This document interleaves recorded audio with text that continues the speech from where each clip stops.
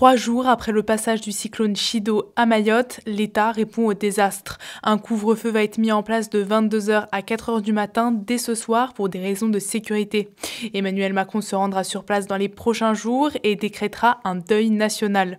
Le bilan humain, très provisoire, est de 22 morts et plus de 1400 blessés. Mais les autorités redoutent plusieurs centaines de morts, peut-être même quelques milliers, dans ce territoire et département le plus pauvre de France.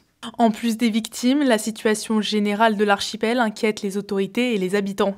Le président du conseil départemental de Mayotte, Benissa Ousseni, prévient que l'archipel risque une crise sanitaire alors que l'accès à l'eau n'est pas encore assuré, qu'une famine est redoutée, de même que la prolifération d'épidémies. Ces inquiétudes n'ont pourtant pas empêché Bruno Retailleau, ministre de l'Intérieur démissionnaire dépêché sur place, de parler de son obsession, l'immigration. Il a écrit ce matin sur X « On ne pourra pas reconstruire Mayotte sans traiter avec la plus grande détermination la question migratoire ».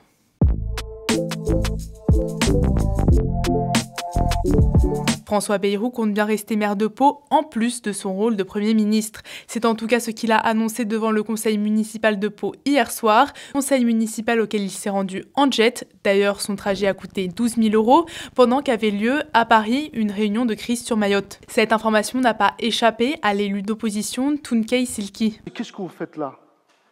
Vous n'êtes pas à votre place. Vous n'êtes pas à votre place, M. Bayrou. Moi, je considère que le fait que vous soyez venu ici, c'est une faute politique. Je ne fais pas du show, c'est une faute politique. Votre première mission, M. Bayrou et M. le Premier ministre, c'est de prendre l'avion, d'aller à Mayotte, ne serait-ce que de façon symbolique, de montrer à ces gens-là qui vivent dans la misère, qui vivent dans des bidonvilles, qu'on les déconsidère. La seule manière où on parle d'eux, c'est pour les critiquer au sujet de l'immigration. François Bayrou, dans le même temps, a déclaré qu'il faut revenir sur l'interdiction des cumuls des mandats, de quoi faire gonfler un peu plus la polémique, même au sein de la Macronie. Qu'il veut revenir sur le non-cumul des mandats. Est-ce que c'est le bon moment de parler de tout ça?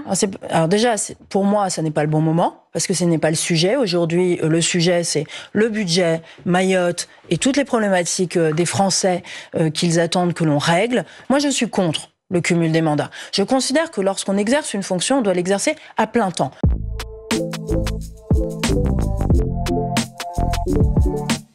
C'est le plus haut responsable militaire russe à avoir été tué à Moscou depuis le début de la guerre en Ukraine. Un engin explosif dissimulé dans une trottinette garée au pied d'un immeuble a provoqué, hier, la mort d'Igor Kirillov. Peu de temps après l'opération, l'Ukraine a revendiqué, via ses services secrets, avoir ordonné la mort du responsable russe. Hier, Kiev avait déjà accusé ce dernier de crime de guerre pour avoir mis en place l'utilisation d'armes chimiques contre les troupes ukrainiennes.